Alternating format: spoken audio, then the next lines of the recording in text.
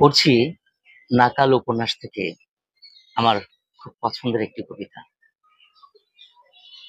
কবিতার শিরোনাম আমি হয়তো মানুষ না রে।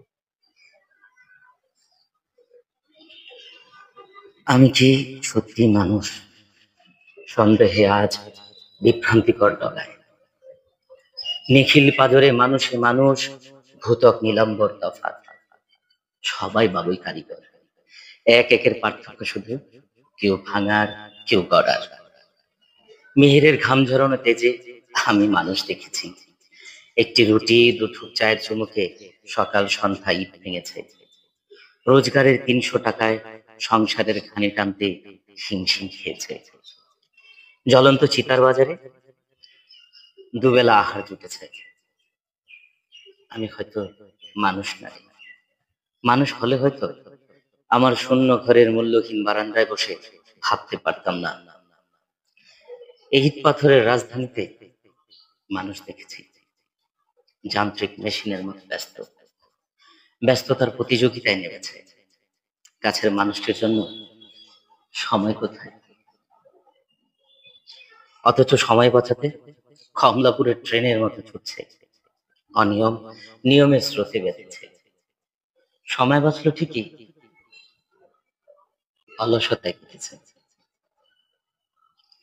আমি হয়তো মানুষ না রে। মানুষ হলে সময় তাণ্ডব থাকতো। কাক একটা পাখি, আমি একটা মানুষ। সত্যের নাট্যমঞ্চে অচ্ছুৎকে মানুষ দেখেছি রাতের আধার, সুধাকরের অল্প আলোতে সত্যের কবর খুঁড়ে মিথ্যার গুরুস্থানে।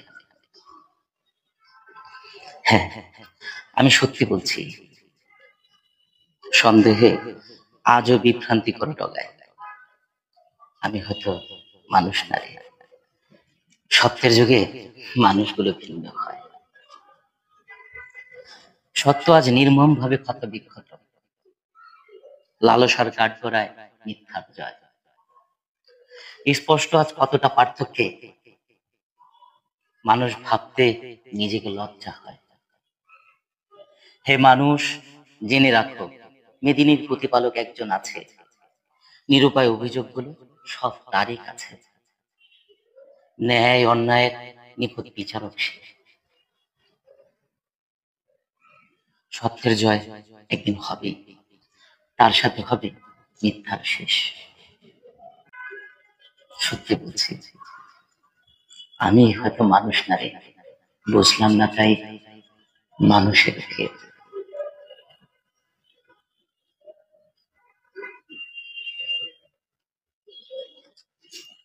কবিতাটি আমার খুব পছন্দের, আমার খুব ভালো লাগে,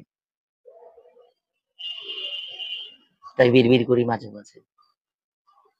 আপনাদের কেমন লাগলো অবশ্যই জানাবেন।